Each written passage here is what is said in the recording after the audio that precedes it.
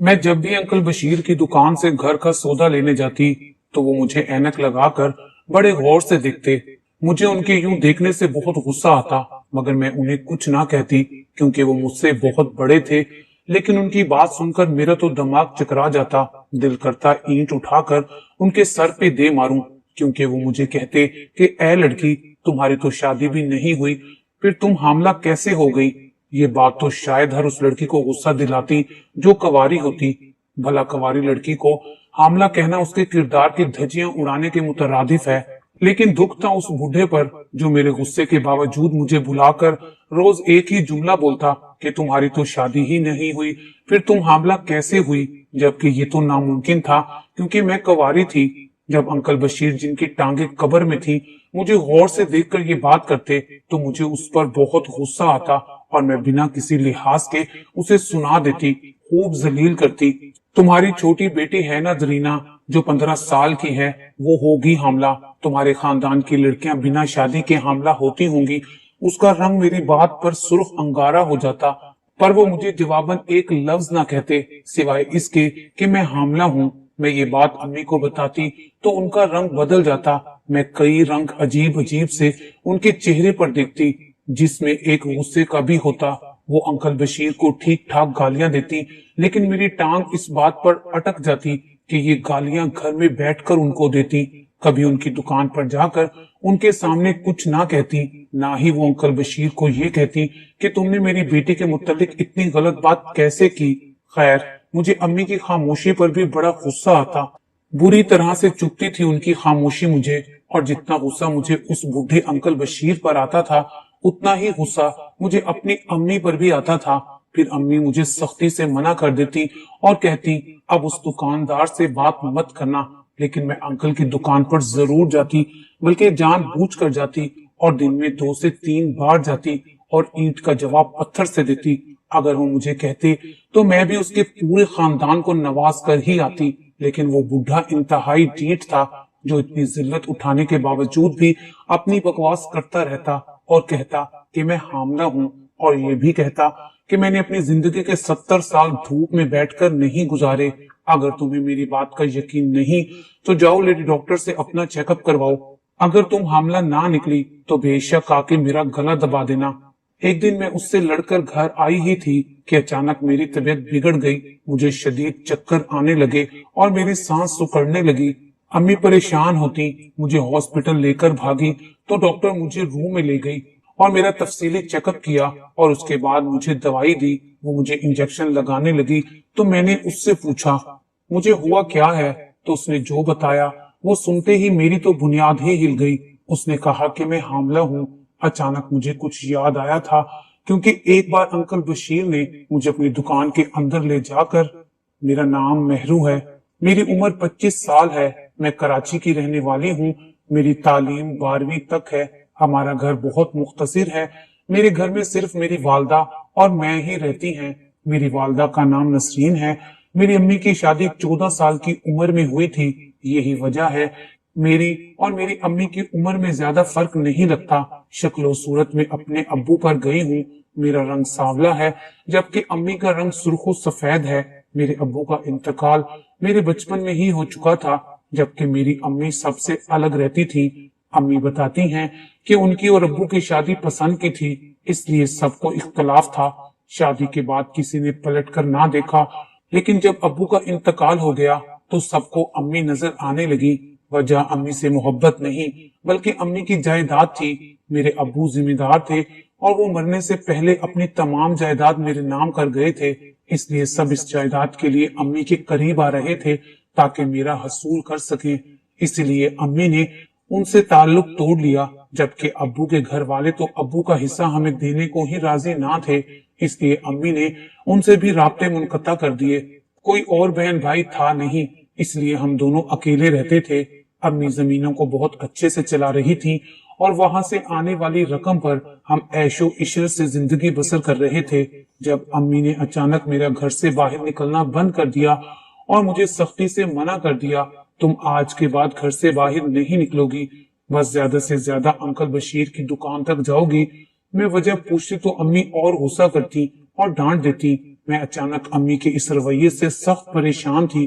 وہ محلے کی عورتوں سے بھی مجھے ملنے نہیں دیتی تھی۔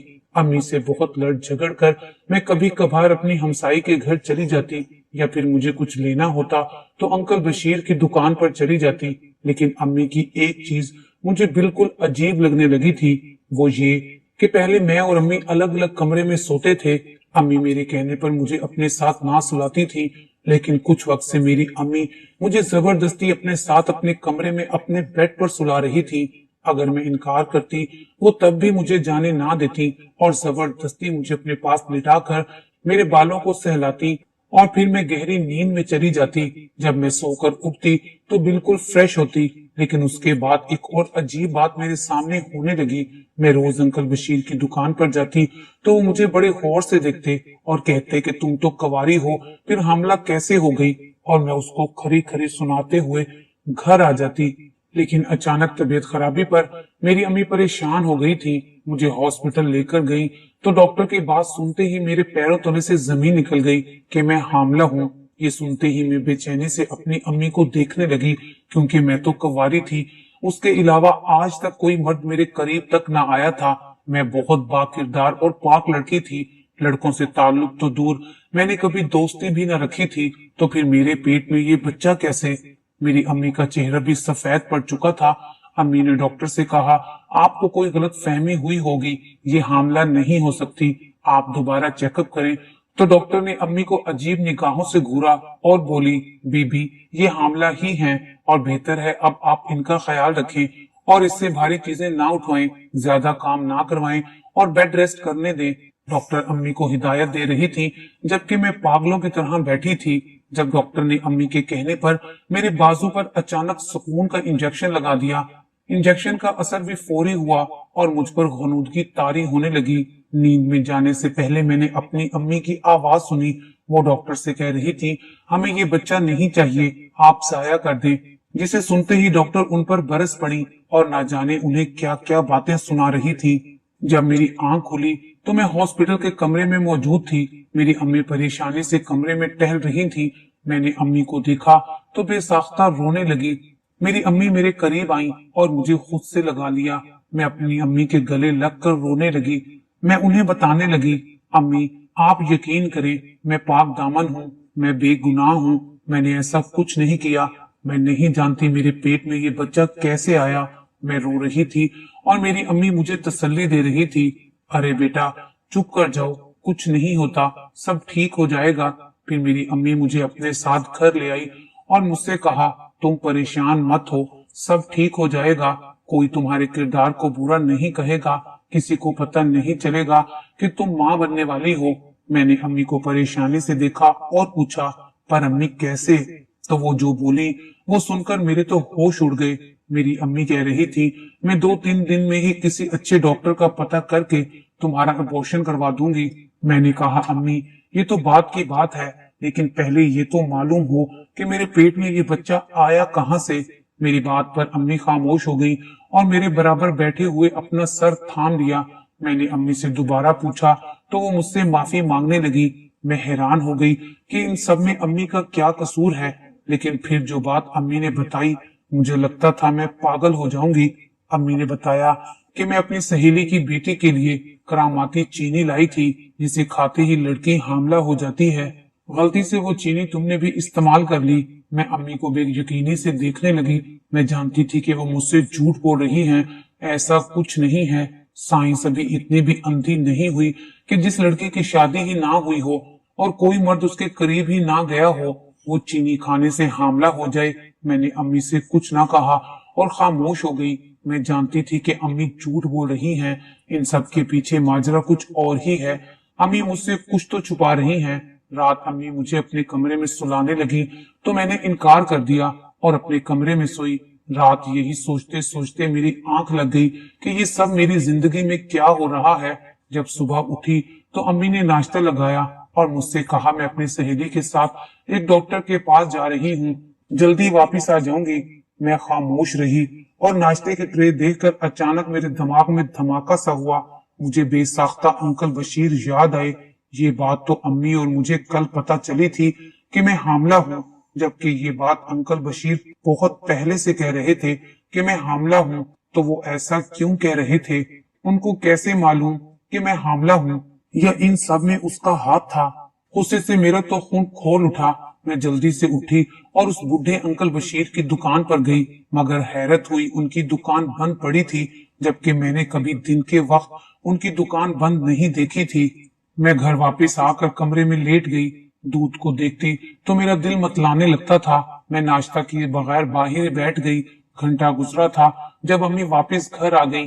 वो बहुत खुश और पुरसकून थी। उन्होंने मुझसे कहा, अब तुम्हें परेशान होने की कोई जरूरत नहीं है, मैं डॉक्टर से बात कर आई हूँ, कल का ही टाइम मिला है।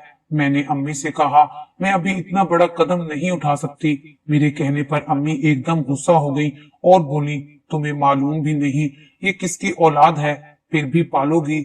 ये बदनामी का टुकड़ा मैं अपने सर नहीं लेना चाहती, इसलिए सीधे सीधे से मेरे साथ हॉस्पिटल चलना। अम्मी ने गुस्से से कहा तो मैं खामोश हो गई। अम्मी ने खाने का पूछा तो मैंने इनकार कर दिया और सोने का बहाना करके अपने कमरे में आ गई। 2 घंटे के बाद जब मैं बाहर आई तो घर में सन्नाटा था। अम्मी अपने कमरे में थी।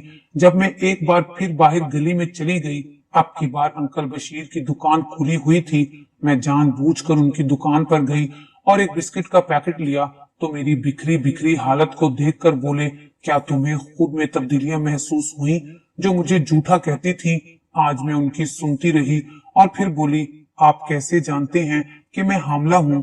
मेरे सवाल पर वो चौंक पड़े और फिर बेसाख्ता मुस्कुराए। उनकी मुस्कुराहट मुझे बहुत शैतानी और खौफनाक लगी, लेकिन इसके बावजूद जो उन्होंने कहा वो उनकी मुस्कुराहट से ज्यादा शैतानी और खौफनाक था, जिसे सुनते ही मैं कांप उठी थी।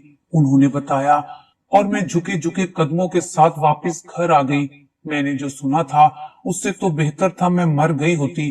काश मैं वो ये सब ना सुनती। मेरे लिए यकीन करना नामुमकिन था कि जो मेरे साथ हो रहा है इन सब में मेरी अम्मी का हाथ था। माँ होकर वो मेरे साथ ऐसा कैसे कर सकती थी? क्या मैं उनकी सगी औलाद नहीं थी जो उन्होंने मेरे साथ ऐसा किया? मैं इन सब का जवाब मांगने अम्मी के पास गई तो अंदर से आती आवाजें सुनकर मैं पत्थर हो गई। अंदर से आती अम्मी की आवाज ने मुझे मजीद तोड़ कर रख दिया। मैं दरवाजे के पास ही जमीन पर बैठती चली गई। मेरी अम्मी अंदर किसी से फोन पर महू गुफ्तगू थी। वो फोन पर कह रही थी, इसमें खुदगर्जी की कौन सी बात है? अगर मैं अपने बुढ़ापे के मुतालिक सोचूं तो क्या गलत है? आजकल तो सकी औलाद माँ बाप को ओल्ड होम में छोड़ देती हैं। फिर महरू तो मेरी सकी बेटी भी नहीं। वो शायद फोन पर बात करते करते बाहर निकली थी कि दरवाजे पर मुझे देखते ही उनके कदम दरवाजे पर टिक कर रुक गए। उन्होंने फौरन ही फोन रखकर मुझे नीचे से उठाना चाहा, जबकि मैंने चीखते हुए उनका हाथ झटक दिया और उनसे पूछा, ये सब क्यों आपने मेरे साथ किया? मुझे सब कुछ सच जानना है। अम्मी मुझे सच सच बताएं, क्यों किया आपने मेरे साथ ऐसा? अम्मी मुझसे 2 कदम पीछे हो गई। उनका रंग बिल्कुल जर्द पड़ गया। वो हैरत से मुझे देखने लगी और मैं चिल्ला चिल्ला कर रोने लगी। अम्मी मुझे पता है, खुदारा मुझे सच बताइए। मेरे कहने पर वो भी रोने लगी, पर दुख उनके चेहरे पर वाज़ेह था।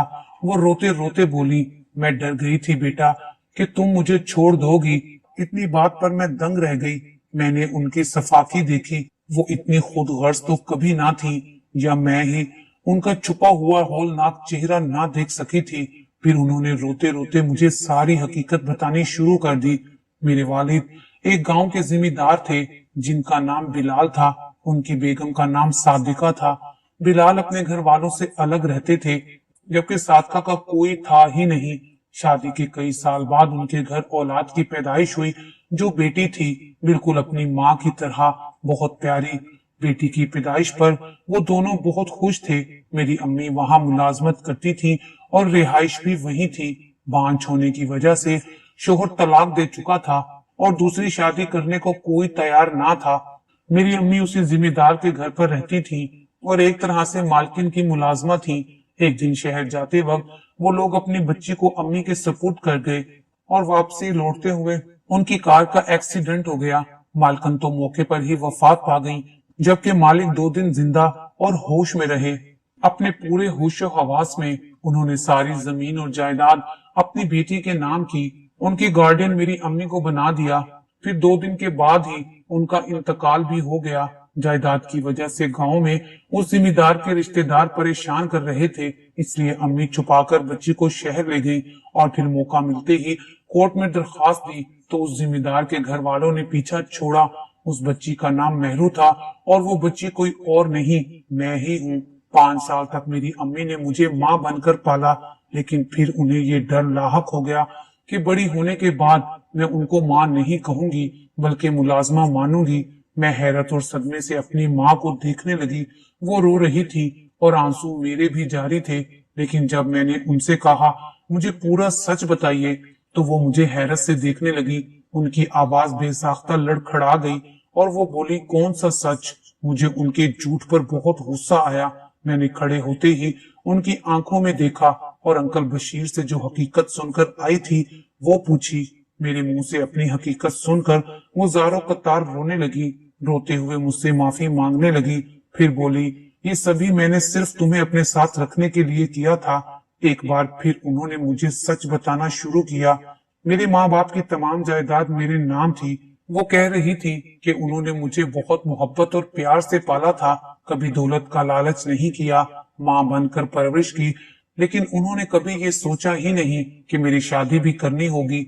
मैं जब कॉलेज से फारिग हो गई और वक्त ऐसे ही गुजरने लगा तो मोहल्ले की औरतों ने अम्मी से मेरे रिश्ते के मुतालिक पूछा। तब अम्मी को एहसास हुआ कि मेरी शादी की उम्र हो गई है। उन्होंने रिश्ते वालियों से कहकर मेरे लिए अच्छा रिश्ता ढूंढने का कहा, जो माली हैसियत में भी ज्यादा हो, जिनको मेरी दौलत की लालच ना हो। अम्मी मेरे रिश्ते तलाश कर रही थी, जबकि मैं फरागत में कुकिंग सेंटर ज्वाइन कर चुकी थी। मैंने जिनसे कुकिंग सीखी थी वो चीफ थे। उनका नाम माजिद था, लेकिन वो बेरोजगार थे और काफी गरीब भी। मैं उनसे खाना बनाना सीख रही थी जब मुझे इल्म ही ना हुआ और मैं उनसे मोहब्बत करने लगी। वो भी मुझे पसंद करने लगे। मैंने भी ये बात अपनी अम्मी को बताई तो उन्हें बहुत इख्तलाफ हुआ और उन्होंने सख्ती से मना कर दिया। वो गरीब हुआ तो मेरी दौलत हड़प कर जाएगा और हम रोड पर आ जाएंगे, बेसहारा हो जाएंगे। कहने को वो मुझे सकी औलाद समझती थी, लेकिन उन्होंने जो कहा वो मेरे दिल के कई टुकड़े कर गया। वो ये सोचती थी कि आज के दौर में तो सकी औलाद साथ नहीं निभाती, तो मैं तो सुतेली थी। उन्होंने मुझे बहुत मना किया, बहुत इख्तलाफ किया। मैं जिसको पसंद करती थी उसे भी कहा कि वो मुझे छोड़ दे, लेकिन हम दोनों एक दूसरे से बहुत मोहब्बत करते थे।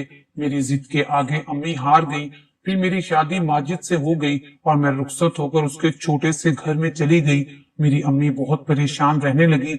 माजिद बहुत अच्छा शौहर साबित हुआ, लेकिन मैं कुछ ही दिन में उनकी नौकरी ना लगने पर परेशान हो गई और अम्मी से कहा, अम्मी कुछ जमीनों से आने वाला हिस्सा या कुछ हिस्सा बेचकर माजिद को कारोबार करने के लिए दे दे।